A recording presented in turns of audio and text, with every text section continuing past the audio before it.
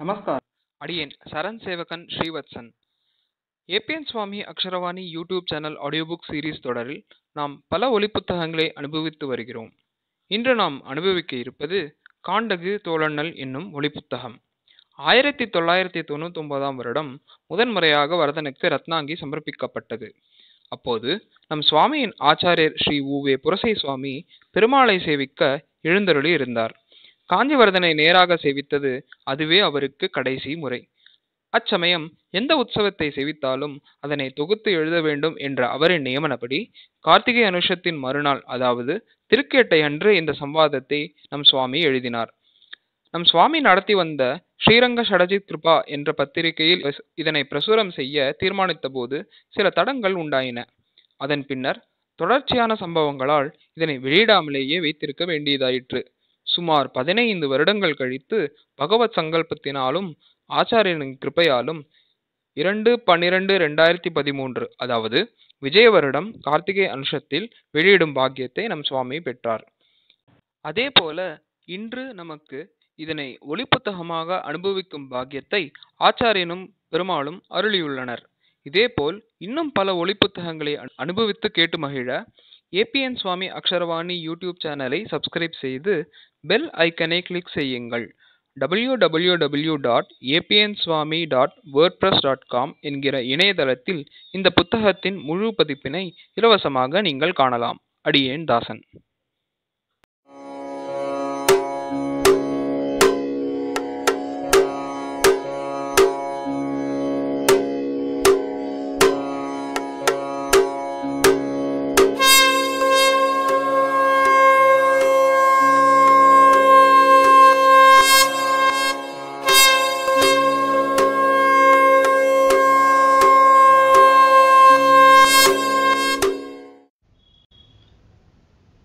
வேகவதி ஆற்றின் கரையில் அமைந்துள்ள அழகியதான குன்று. அதற்கு அத்திகிரி என்பது பெயர். ஆனைமலை என்று ஆன்றோர்கள் கொண்டாடுகின்றார்கள். மலை மீது தவழும் மழை மேகமாய் முத்தி மோக்ஷம் எனும் மழை பொழியும் கார்மேக வண்ணனாக வரதன் எனும் கருந்தெய்வம் அதில் வசிக்கின்றது. மழை மேகம் தண்ணீரை கொட்டி தீர்த்துவிட்டு தன் வேலை முடிந்தது என காற்றில் கரைந்துவிடும். ஆனால் இந்த மேகம் காற்றில் கரையாது. இதில் தண்ணீருக்கு, கருணைக்கு தட்டுப்பாடு என்பதே கிடையாது. அன்றைய பொழுது மற்றைய தினங்களை விட வெகு சீக்கிரமே விடியத் தொடங்கியது. சுறுசுறுப்பிற்கு பெயர் போன தொண்டை குலத்தோர் தங்களின் நித்தியகர்மானுஷ்டானத்தை வெகு சீக்கிரம் முடித்துக்கொண்டு திருக்கோவிலை நோக்கி விரைந்தனர்.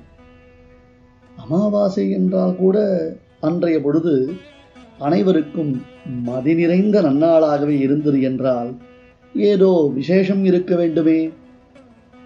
கோவில், திருமலை, பெருமாள் கோவில் என்று மூன்றையும் தன்னகத்தை அடக்கிக் கொண்ட பேரருளாளனாம் பெருந்தெய்வம் பெருந்தேவித்தாயாருடன் திகழ்ந்துரையும் திருக்கோயில். தொண்டரடிப்பொடியை கடந்து வெகு விரைவாகவே அனைவரும் திருமலையான அத்திகிரியை அடைகின்றார்கள். நாமும் அவர்களுடன் பயணம் செய்யலாம்.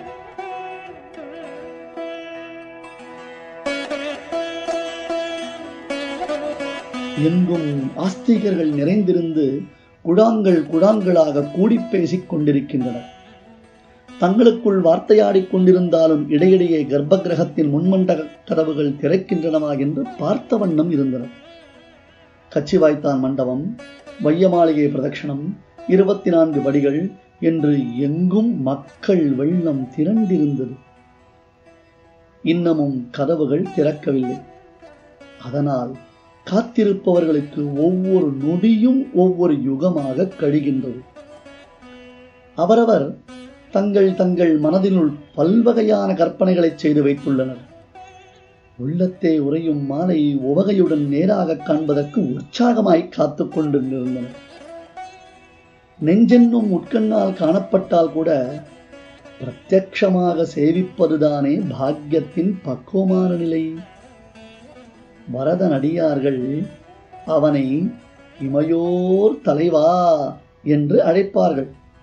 அதன் பொருள் நித்தியசூரிகளுக்கும் தேவர்களுக்கும் மட்டும் தலைவன் என்பது இல்லை, அவனை சேவிப்பவர்கள் அனைவருமே கண்ணிமைக்க மறந்து விடுவர். இமை கொட்டாமல் அவன் அழகை கண்களால் வாரி பருகுவர்.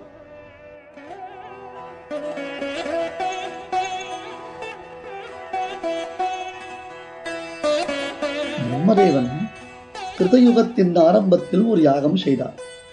அப்போது யாகத்தில் சமர்ப்பிக்க வேண்டிய திரவியங்களை அந்தந்த தெய்வங்களின் பெயரை கூறி சமர்ப்பித்தார். இந்திரன் முதலான தேவர்கள் தாங்கள் யாகத்தில் ஹவிர்பாகம், அதாவது தேவர்களுக்காக சமர்ப்பிக்கப்படும் திரவியம் பெற்றுச் செல்லலாம் என்று வந்தனர். ஆனால் அக்னியில் ஆகுதிகளாக சேர்க்கப்பட்டவை மாயமாய் மறைந்து விட்டன. இது என்ன மாயம் என எல்லோரும் திகைத்த பொழுது, யாகத்தின் பலனாகவும் பலனளிப்பவனாகவும் பரதன் ஆவிர்பவித்தான். ஆம், ஹவிர்பாகத்தில் அவன் ஆவிர்பவித்தான். ஹவிர்பாகத்தை பெறாத தேவர்கள் பிரத்யக்ஷமாக வரதனை கண்களால் அள்ளிப்பருகி ஆனந்தம் அடைந்தனர். யாக திரவியத்தை பெற்றிருந்தால் கூட அவர்களுக்கு அவ்வளவு மகிழ்ச்சி கிடைத்திருக்காது. அன்று முதற்கொண்டு வரதனை கண்களால் அள்ளிப்பருகி சேவிப்பதுதான் பிறவியின் பயன் என்று எல்லோருமே விவேகத்தை அடைந்தனர். தற்போதும் அதற்காகத்தான் இந்த அடியார் கூட்டம் காத்திருக்கிறது. இப்படி எல்லோர் கண்களுக்கும் ஒரே இலக்கான அந்த நேய நிலைக்கதவு இனியும் தாமதப்படுத்தக்கூடாது என நினைத்தது. அசுரர்கள் உட்புகா வண்ணம் அரணாக நின்று காக்கும் நிலைக்கதவு ஆசிரிதர்கள், அதாவது பக்தர்கள் உள்ளே வந்தால் நேய கதவாக அவர்களிடம் பரிவு கொண்டதாக உள்வாங்கி வழிவிடும். ஆம், ஒருவேளை வெளிப்புறம் திறந்தால் நிற்கும் பக்தர்களுக்கு இடையூறாகுமே என கருதி உட்புறமாகவே திறந்து கொண்டு வழிவிடுவாம். மழை பொழிந்து தண்ணீர் வர வர அதனை தேக்கி வைத்திருந்து பின்னர் மடை திறந்தவுடன் வெள்ளம் பாய்ந்தோடுமே, அதுபோன்று பாகவதர் கூட்டம் திறந்த கதவுக்குள் திமு திமு திமு என பாய்ந்தது.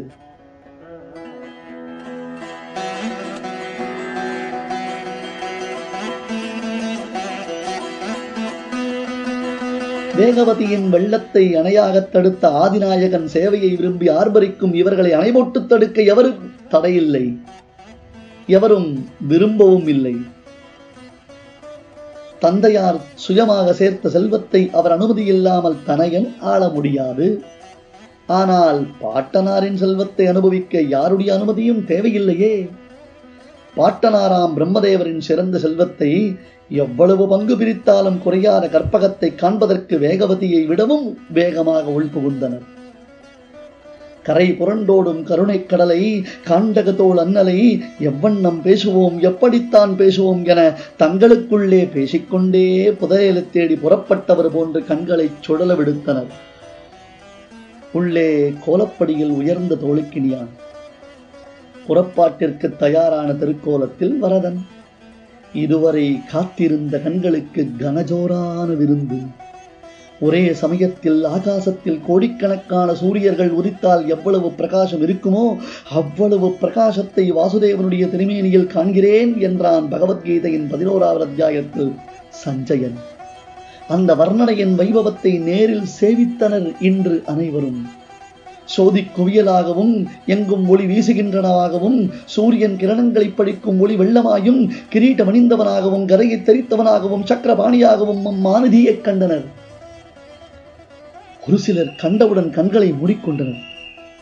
ஒருவேளை கண்கள் கூசுகின்றனதா, அல்லது அலர்ந்து மலர்த்தும் கொள்ளக்கூடிய கண்களில் அல்லது அலர்ந்து மலர்த்து கொள்ளக்கூடிய கண்களில் ஏதாவது கோளாறா என்று மற்றவர்கள் நினைத்தனர். ஆனால் விவேகிகளான அம்மகான்கள் பெரியாழ்வாரை போன்றவர்கள் எங்கே தங்களின் கண் திருஷ்டி அக்கருவுகில் மீது விழுந்து விடுமோ என பயந்துதான் கண்களை மூடினர். உயர்ந்த இரத்தினக் கற்கள் பதிக்கப்பட்ட விசேஷமான புதிய அங்கியை அன்றைய தினம் வரதன் தரித்திருந்தான். கருத்த திருமேனியில் இரத்தாங்கியில் பதிக்கப்பட்ட அக்கற்கள் பசுமை குளத்தில் பூத்த தாமரைகள் போன்று சோபையளித்தன. திருமேனி முழுவதும் தாமரைக்காடு பூத்ததோ என்று இதைத்தான் கோரத்தாழ்வான் பாடினாரோ? எம்பெருமானே, நீ மேலான தெய்வம், உன்னை விடுத்து மேம்பட்ட தேவதை வேறு எவருமிலர் என்று உலகிற்கு உணர்த்துகிறதே உன்னுடைய திருவபிஷேகமாகிற கிரீடம் என்று கோரத்தாழ்வான் வர்ணித்தபடியே மிக உயர்ந்த பாண்டியன் கொண்டையை அணிந்திருந்தான். கருட சேவையில் சாற்றப்படும் தொப்பிகாரம் எனும் கொண்டையை விட சற்றே மேல் நோக்கி தனித்து இது ஒரு புதிய திருவாபரணமாய் விளங்குகிறது. திருமேனியில் கவச்சங்கள் சாற்றப்பட்டிருந்தாலும் அதன் மீது ரத்ராங்கி எனும் புதிய கவச்சம் நிமிர்ந்து அகன்று உயர்ந்த மார்பை மேலும் உயர்த்தி காண்பிக்கிறது. வரதனின் காம்பீரியத்தில் மற்றுமொரு மைல்கல், இல்லை இல்லை, ரத்தினக்கல்.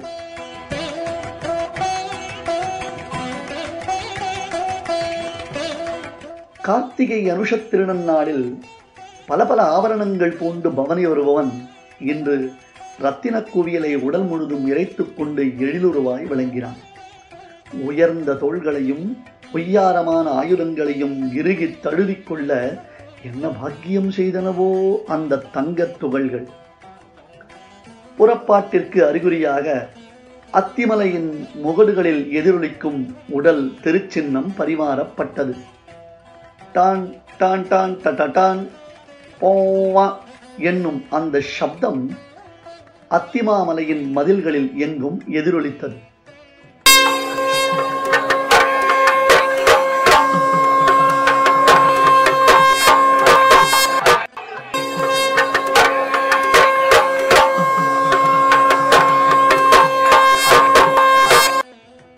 இமைக்க மறந்து இத்தனை பேர் சேவித்ததினால் பெருமாளின் திவ்ய திருமேனிக்கு கண்ணெச்சில் படாமல் இருக்க வேணுமே என அர்ச்சகர்கள் ஆலத்தி வழித்தனர்.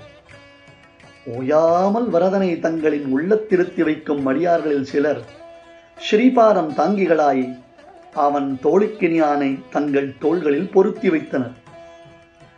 நடனத்தில் தேர்ந்தவன் நளினமாக அசைந்து நாட்டியத்தால் ரசிகர்களை மகிழ்விப்பது போன்று ஒவ்வொரு அடிவைப்பிலும் அந்த ஸ்ரீபாரம் தாங்கிகள் வரதனின் ஒய்யார நடையை உலகத்தோர் சேவிக்கும்படி செய்தனர். அவர்களுக்கு அவன் ஒருவனே கதி, அவனுக்கு இவர்கள் தோள்களில்தான் கதி. கதி என்றால் நடை என்பது பொருள் அல்லவா?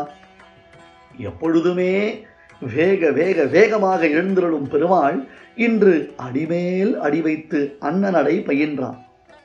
சீரிய சிங்கமாக சிறப்பாக பவனி வருபவன் இவ்வளவு மந்தகதியில் எழுந்தருளுவது ஆசிரிதர் அவனை அனுபவிக்கத்தானே. அற்புதமான பாவத்துடன் வாத்தியங்களின் ஒலிகள் மண்டபங்களிலும் மதில் மீதிலும் எதிரொலித்தன. மலையிலிருந்து வரக்கூடிய ஒரு மகாநதியில் மற்றொரு அருவி கலந்து கழிப்பது போன்று மகாதேவியான மகாலட்சுமியும் இந்த ஊர்வலத்தில் தன்னை இணைத்துக் கொண்டாள்.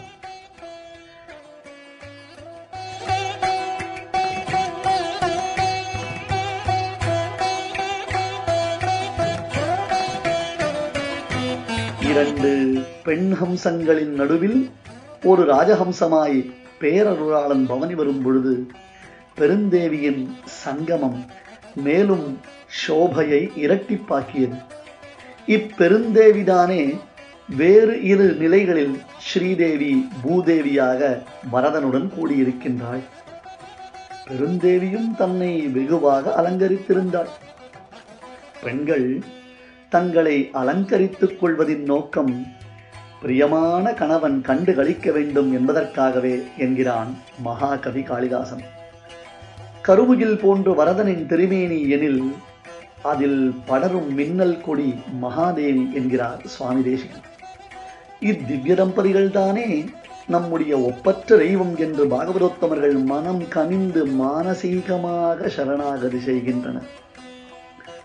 பார்க்கடலை கடைந்த பொழுது அனைத்து தேவர்களும் அசுரர்களும் பார்த்து கொண்டிருக்கும் போதே சர்வாவலங்காரங்களுடன் மகாலட்சுமி எம்பெருமான் திருமார்பை அடைந்தாளாம்.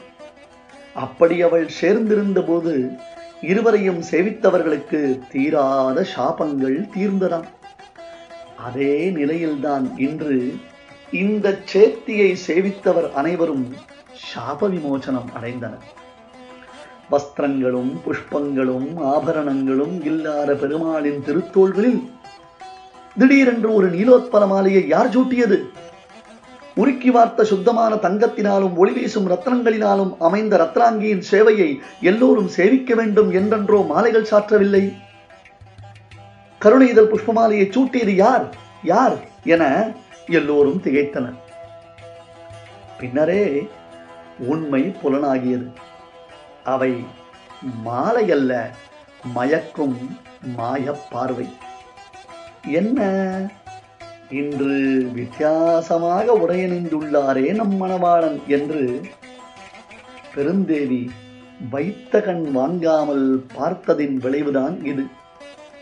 ஒவ்வொரு நொடியிலும் கண் பார்வை கடாட்சம் பெற்றவர்கள் பற்பல பதவிகளை பெற்றனராம்.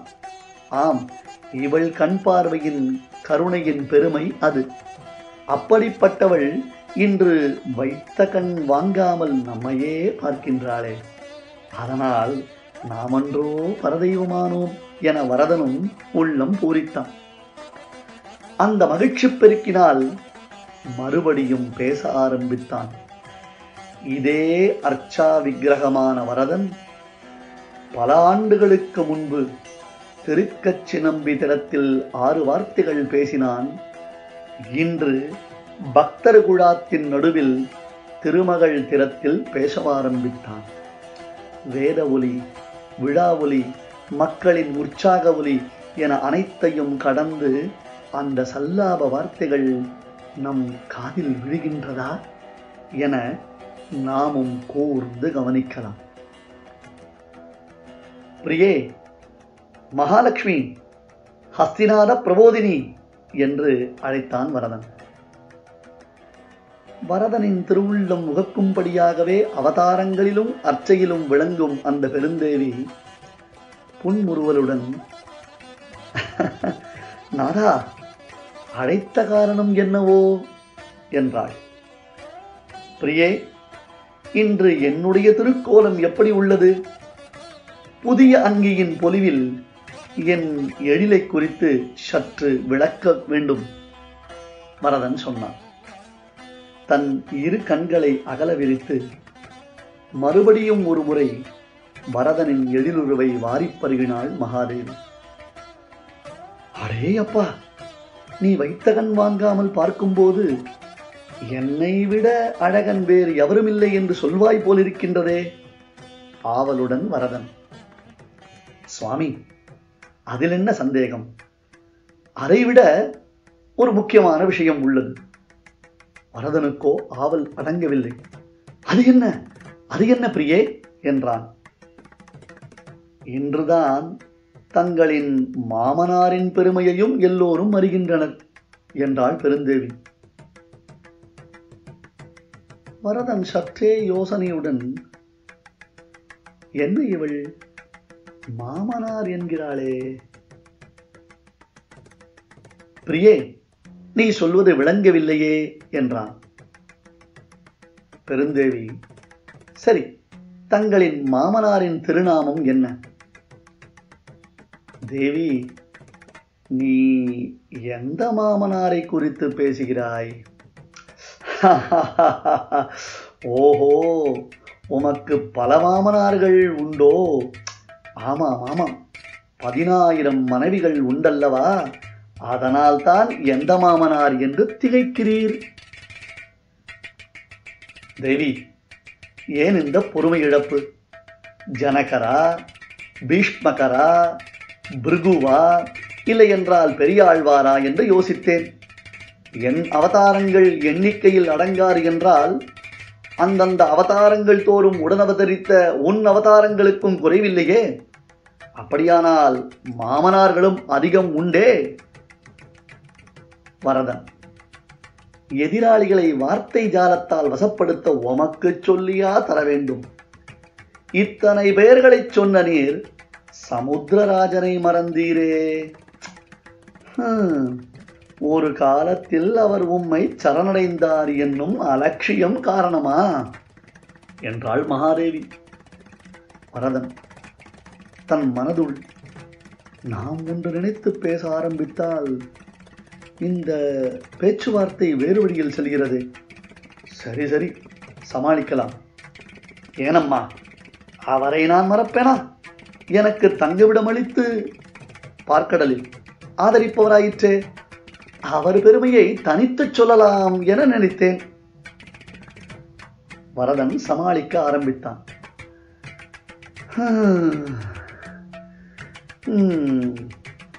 பிரபோ, கண்மூடித்தனமாக உம்மீது பிரேமை வைத்துள்ள இவ்வடியார்கள் நம்புவார்கள் உம்மை.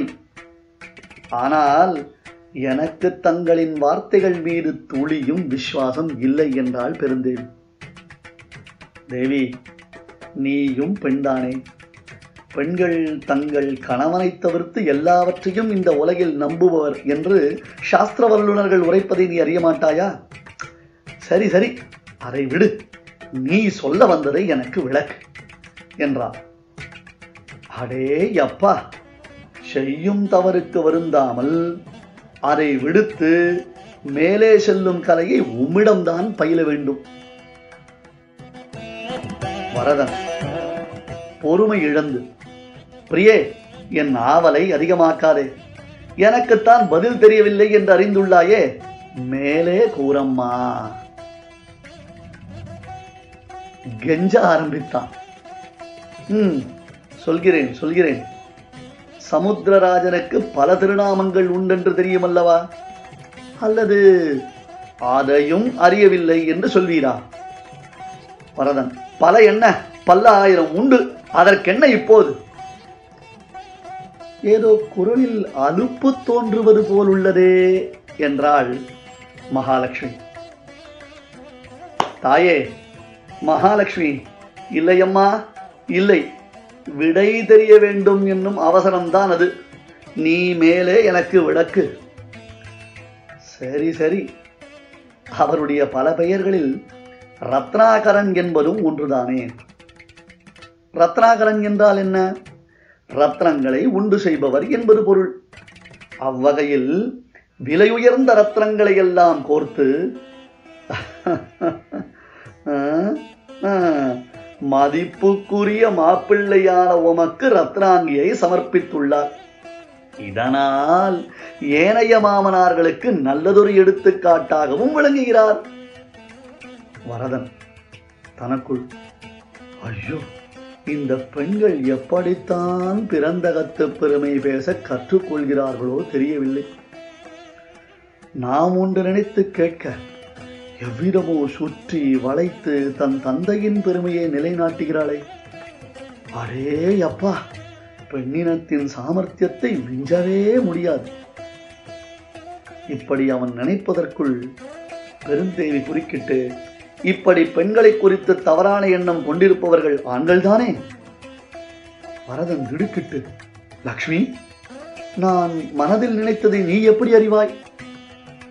பெருந்தேவி, சுவாமி, கணவனின் எண்ண ஓட்டங்களை அறியாதவள் தர்மபத்னியாக மாட்டாள்.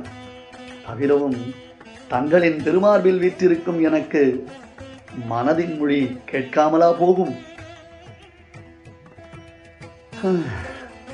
இனி எதை நினைத்தாலும் ஆபத்துதான் என நினைத்து வரதன் அமைதியாயிருக்கிறான். பரிதாபமாக வரதனின் நிலை கண்டு பெருந்தேவி வேறு விதமாக பேச ஆரம்பித்தாள். என்னதான் ரத்னங்கள் அணிந்திருந்தாலும் அதில் எண்ணெய் மிஞ்சும் அளவிற்கு சோபை இல்லை. துள்ளி குறித்து, என்ன என்ன, இந்த ரத்னாங்கியை விட உன்னுடைய ஆபரணங்களுக்கு அழகு அதிகமா? வரதன், ஆபரணங்களுக்கு அழகு செய்யும் பெருமானே, நீர் என்னதான் இருமாப்புடன் ரத்னங்களால் இழைத்த அங்கிகளை அணிந்திருந்தாலும் இயற்கையாகவே அமைந்த அழகுடைய எனக்கு அவைகள் ஈடாக மாட்டா. வரதன் ரோஷத்துடன், தேவி, நீ என்ன சொன்னாலும் நான் ஒப்புக்கொள்ளப் போவதில்லை. இன்று உன்னை விட எல்லா விதத்திலும் சிறந்தவன் நான் என்பதை நிலைநிறுத்தப் போகிறேன் என்று சூளுரைத்தான். அதற்குள் ஆழ்வார் திருவேதி வந்துவிட்டது. இவர்கள் பேசிக்கொண்டே சரச சல்லாபத்துடன் ஆழ்வார் திருவீதிக்கு வந்து விட்டார்கள். பரதன், பெண்ணே, இதோ நமக்கு நேர் எதிரே நம்மாழ்வார். அவர் நியாயவாதி, எதையும் பட்சபாதம் இல்லாமல் பேசக்கூடியவர். அதனால் அவரிடமே சென்று நாம் நியாயத்தை கேட்போம். பெருந்தேவி மனதிற்குள், ஐயோ பாவம், அவர் என்ன பாடுபடப் போகிறாரோ தெரியவில்லை. பரதனும் பெருந்தேவியும் 3 குடைகளின் நடுவே ஒய்யாரமாக ஆடி அசைந்து கொண்டு தங்களின் அத்துணை அழகையும் திரட்டி காண்பித்துக் கொண்டு நம்மாழ்வாரின் சன்னதிக்கு நேராக வருகின்றனர்.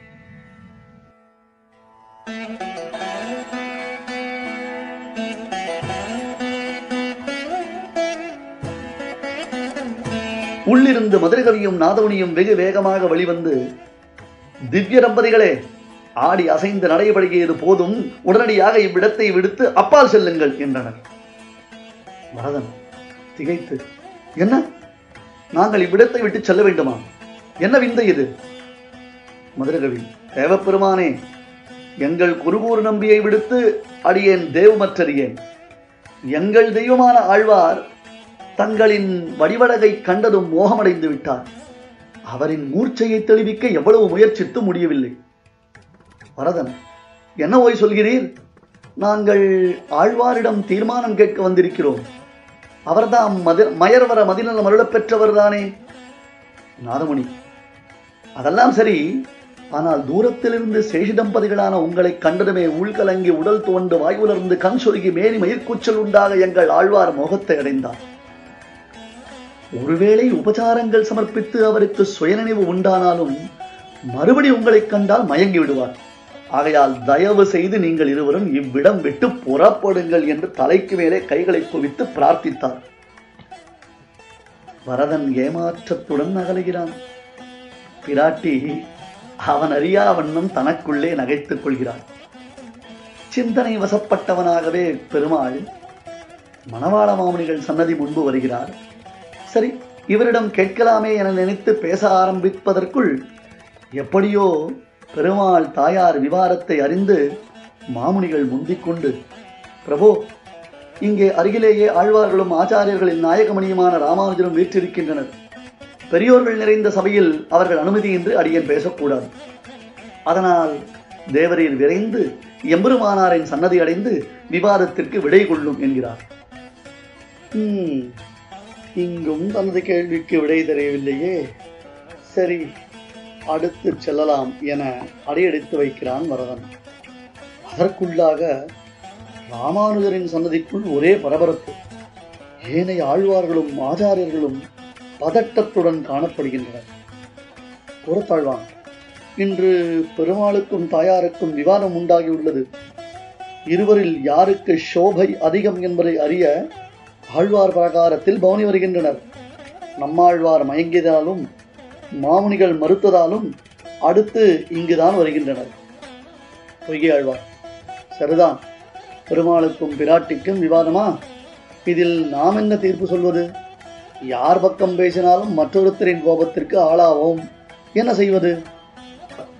பூரத்தாழ்வார், ஏற்கனவே நம்முடைய பாசுரங்களில் வரதனை பாடினோமா இல்லையா என்னும் விவாதமே இன்னமும் ஓயவில்லை. அதற்குள்ளாக இன்னும் ஒரு விவாதமா? தீர்ப்பு சொல்ல நம்மால் முடியாது. இப்படி ஒவ்வொரு ஆழ்வார்களாக தங்களின் கருத்துக்களை பரிமாறிக்கொண்டிருக்கும் பொழுதே பெருமாளும் தாயாரும் சன்னதிக்கு முன்பாக எழுந்தொழுகின்றனர். பெருமாள் பேச ஆரம்பிக்க எல்லா ஆழ்வார்களும் சொல்லி வைத்தார் போன்று கலியனை கை காட்டுகின்றனர்.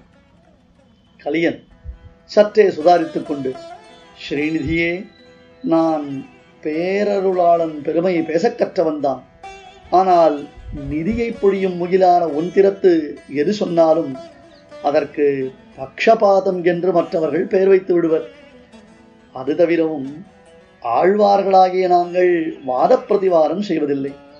அதெல்லாம் ஆச்சாரியர்களுடைய காரியம். எனவே நீவிர் ராமானுஜனை கேட்பதுதான் சாலச் சிறந்தது என்றவுடன் மற்ற ஆழ்வார்கள் நிம்மதி பெருமுச்சுடன் ஆமாம் ஆமாம் ஆமாம் என்கின்றனர். பெருமாள் ராமானுஜனை பார்த்து, விந்தியமலை காடுகளில் வழியறியாமல் சுற்றித் திரிந்த உன்னை காப்பாற்றிக் கொண்டு வந்ததற்கு நன்றி கடன் செலுத்த நல்ல நேரம் இது ராமானுஜா. ராமானுஜன் பணிவுடன், பிரபோ, அந்த சாதனையில் பிராட்டிக்கும் பங்குண்டல்லவா? பெருந்தேவி, நன்று நன்று இளையாழ்வாரே, நன்றாகச் சொன்னீர். பெருமாள் கோபத்துடன், என்ன நன்று? நான் இல்லாமல் பிராட்டி உண்டா? ராமானுஜர், இதே முறையின்படி பிராட்டி இல்லாமல் வரதா நீயும் இல்லையே? பெருமாள் அவசரத்துடன், சரி சரி, வீணான விஷயங்களை பேசாதே. இன்று எங்களுக்குள்ளே யாருக்கு அழகு அதிகம் என்று கூறுவாய். ராமானுஜர், வரதா, உன் திருவுள்ளம் முகக்கும்படியான காரியங்களையே செய்து வரும் நான் அதற்கு மாறாகச் சொல்வேனா? பெருமாள், அதனால்தான் உன்னை நாடி வந்தேன். மாதேவி, தாங்கள் என்ன நாடி வருவது? நீர் சென்ற இடங்களிலெல்லாம் பதில் கிடைக்கவில்லை, அதனால் இங்கு வந்தீர்கள். வரதன், எதுவாக இருந்தால் என்ன? ராமானுஜா, சீக்கிரம் விடை கூறு. ராமானுஜர் இருகரம் குவித்து, தேவதேவா, தேசிகத்துவனாம் வெங்கடநாதனின் அவதாரம் ஏற்பட்ட பிறகு அடியேன் வாத விவாதங்களில் தலையிடுவதில்லை. முழு பொறுப்பையும் தேசிகனிடத்தில் ஒப்படைத்துவிட்டு நிশ্চিந்தையாய் இருக்கிறேன். ஆதலால் இதற்குரிய பதிலை தேசிகன் உரைப்பான். வரதன் கோபத்துடன், என்ன, நீயும் பதில் சொல்ல மாட்டாயா? இன்று என்னை வீதி வீதியாக சுற்ற வைப்பது என்று நீங்கள் எல்லோரும் முடிவு செய்து விட்டீர்களா? உங்களையெல்லாம் நம்பி வந்தேனே, எவ்வளவு பெரிய தவறு செய்து விட்டேன். ராமானுஜர், வரதா, சாந்தம் சாந்தம். அடியேன் முன்னமேயே தேசிகனுக்கு சொல்லி அனுப்பிவிட்டேன். தேவரீர் திருவுள்ளம் சீரலாமா? நிச்சயம் அங்கு விடை தெரியும். பிரம்ம தத்துவம் குறித்த சந்தேகத்தை தீர்ப்பதற்கு 100 பதில்களை தந்த வெங்கடநாதன் பரபிரம்மமான உன்னுடைய சந்தேகத்தை நிச்சயம் தீர்த்து வைப்பான். பெருந்தேவி, ராமானுஜன் தான் உறுதியாக சொல்கிறானே, நாம் தேசிகனிடத்தில் சென்றுதான் பார்க்கலாமே. வரதன் அரை மனதுடன், சரி வா போகலாம் என்று கிளம்புகிறான். அதற்குள்ளே நடந்தவைகள் அனைத்தையும் கேள்விப்பட்டு அடியார்கள் கூட்டம் வாகன மண்டபத்தில் தேசிகன் சன்னதி முன் வெள்ளமென திரண்டுள்ளது. பெருமாளும் பெருந்தேவியும் மிகுந்த எதிர்பார்ப்புடன் அங்கு வர தரிசன தாம்பூலம் சமர்ப்பிக்கப்படுகின்றது.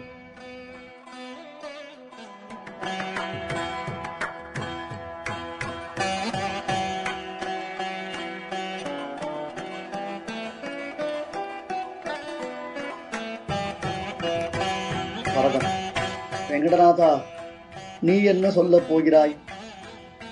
தேசிகன், அடியேன் ஆச்சாரியன் நியமனம் எப்படியோ அப்படியே சொல்கிறேன். வரதன், வெங்கடநாதா, இந்த சம்பிரதாய நைச்சானுசந்தானங்களை எல்லாம் விட்டுவிட்டு நேரடியாக தீர்மானத்தை கூறு. தேசிகன் முன்புறமும் பின்புறமும் பெருமாளும் தாயாரையும் பலமுறை மீண்டும் மீண்டும் சேவிக்கிறார். பின்னர் பெருமாள் பக்கல் திரும்பி, வரதா, முதலில் விவாதத்தை புரியவை, பின்னர் பதிலுரைக்கின்றேன். வரதன், சரிதான், மறுபடியும் முதலிலிருந்து ஆரம்பிக்க வேணுமா?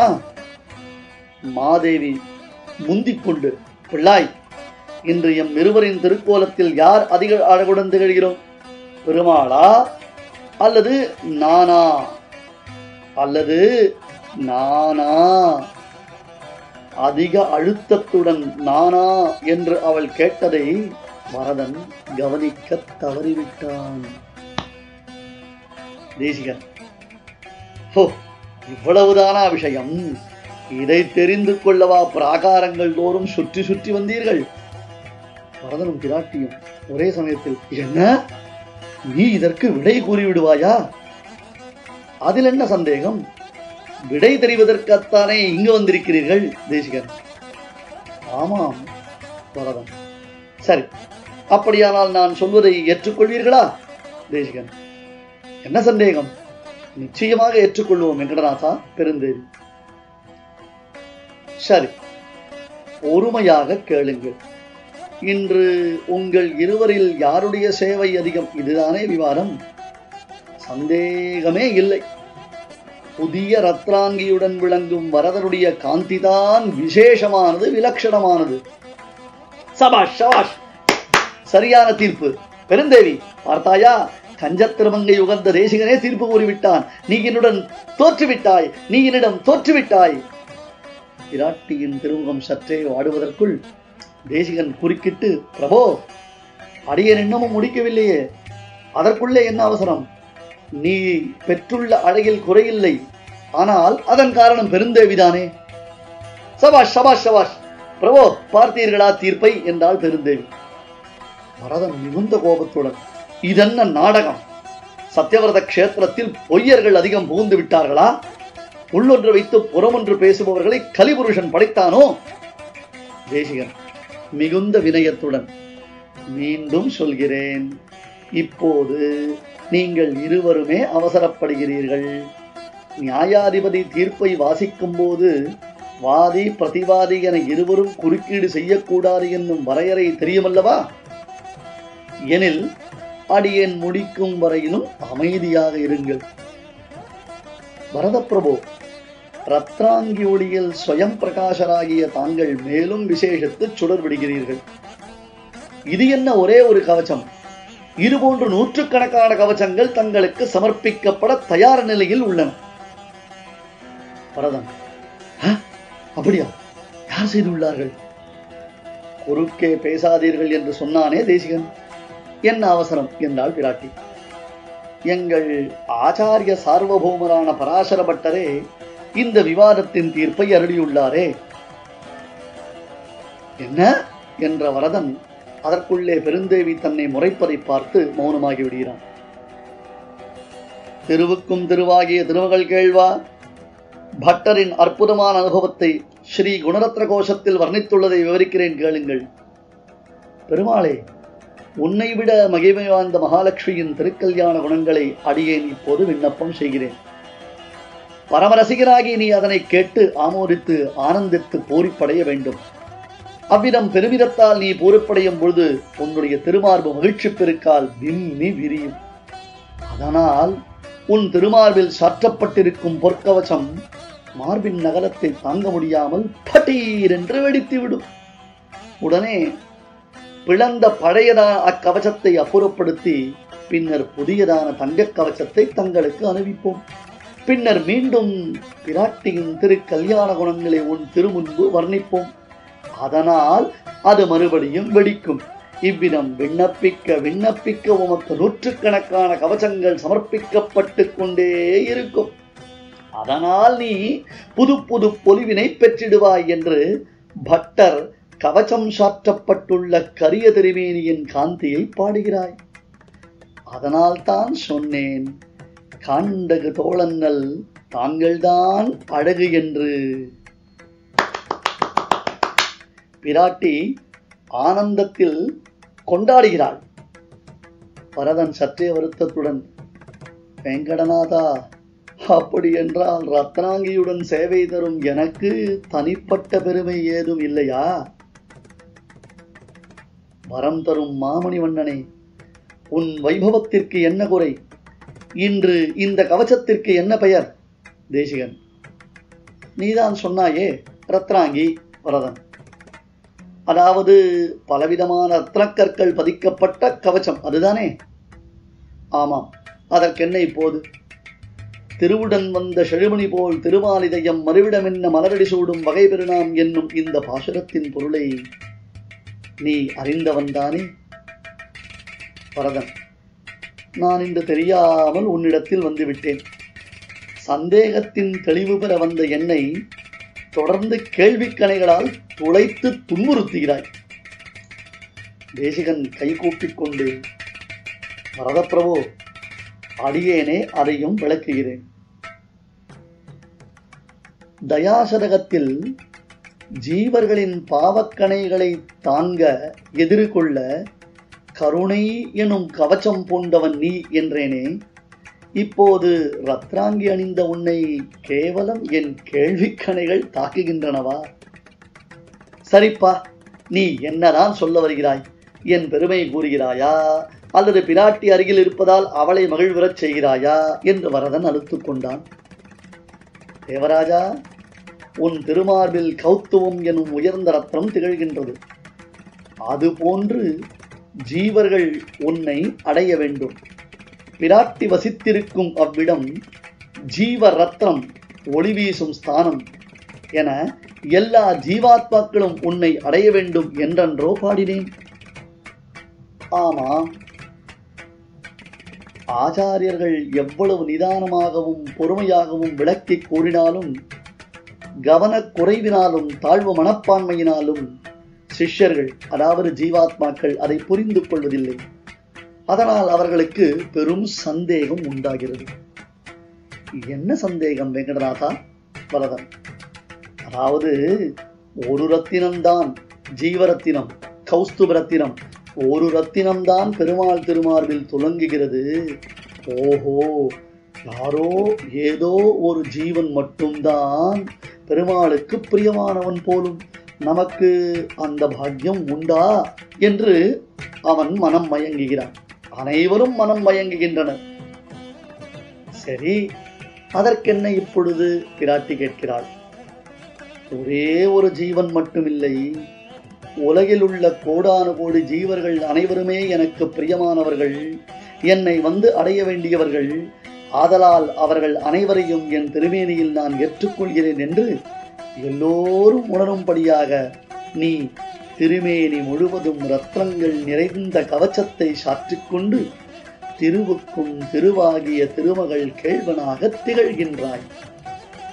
இதனால் சந்தேகம் தீர்ந்த இவ்வடியார்கள் இதோ கூட்டம் கூட்டமாக வந்திருந்து சரண்ய தம்பதிகளான உங்கள் திருவடிகளில் சரணடைவதை பாருங்கள்.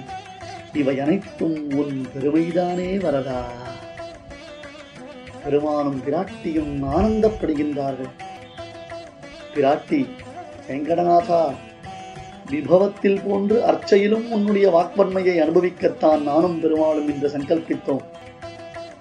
அதனை அடியார்கள் நடுவே வெளியிட்டோம்.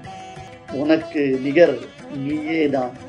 ஜெய விஜயீ பவா, ஜெய விஜயீ பவா என்று அனுக்கிரகம் செய்கிறார். பெருமாளும் பிராட்டியும் அகமகிழ்ந்து மாலை ஸ்ரீ சட்டாரி என்று அர்ச்சகர் மூலமாக அருளப்பாட்டிட்டு ஆச்சரியமாக சுவாமிக்கு அனுக்கிரகம் செய்கின்றார்கள்.